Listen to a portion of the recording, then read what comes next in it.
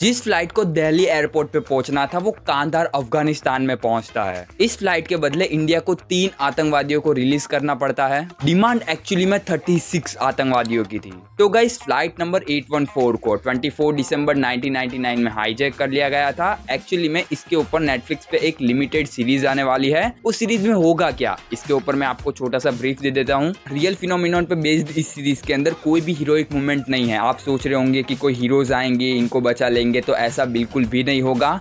बल्कि जैसे जैसे इस सीरीज के अंदर टाइम निकलेगा, एपिसोड्स निकलेंगे, वैसे वैसे सिचुएशन और बदतर से बदतर होती जाएगी। कहानी है 24 दिसंबर 1999 की, जहाँ पे काठमांडू से एक प्लेन निकलता है। दिल्ली एयरपोर्ट पे उसको लैंड करना होता है, बट बीच में ही 5 हाईजैकर सामने आते हैं और उस पूरे प्लेन को हाईजैक कर लेते हैं। जिसके बाद में ये लोग उस प्लेन को लाहौर पाकिस्तान की तरफ मूव करने लगते हैं। जो प्लेन के 2 चालक होते हैं वो हाईजैकर्स को बोलते हैं कि हमारा प्लेन लाहौर तक नहीं पहुंच पाएगा, हमको बीच में ही कहीं पे रीफिलिंग करवानी पड़ेगी। ये सुन के हाईजैकर्स बोलते हैं कि ठीक है, वो मान जाते हैं इस बात पे। जिसके बाद इस प्लेन को लैंड किया जाता है अमृतसर, इंडिया में। अब आप सोच रहे होंगे कि जो प्लेन इंडिया में हाईजैक हुआ है वो इंडियन एयरपोर्ट पे लैंड करता है, तो मे भी कुछ होना चाहिए, इंडिया का ही प्लेन है। तो एक्चुअली में कुछ भी नहीं होता है। जितनी भी ये लोग प्लानिंग कर रहे थे उस प्लेन को बचाने की, सारी नष्ट हो जाती है। एक्चुअली में जो भी इनका प्लान था कि प्लेन के अंदर हम लोग कमांडोज वगैरह भेजेंगे, प्लेन के आगे हम लोग एक ट्रक ले जाके खड़ा कर देंगे, ऐसा कुछ भी नहीं होता है। ऊपर से प्लेन को बचाने के लिए ये लोग जितनी भी प्लानिंग्स कर रहे थे वो सारी फेल हो जाती है एक गलती की वजह से। जिसके बाद में हाईजैकर इस प्लेन को लाहौर ले जाते हैं। एक्चुअली में वो वहां से 50 किलोमीटर ही दूर था। प्लेन लाहौर में लैंड करता है, लेकिन एज वी नो कि वो पाकिस्तान है, ज़्यादा कुछ करेगा नहीं। जिसके बाद में वहाँ पे कुछ नहीं होता है, उल्टा वो प्लेन भी रिफ्यूल हो जाता है। जिसके बाद में हाईजैकर्स इसको लेके जाते हैं दुबई में।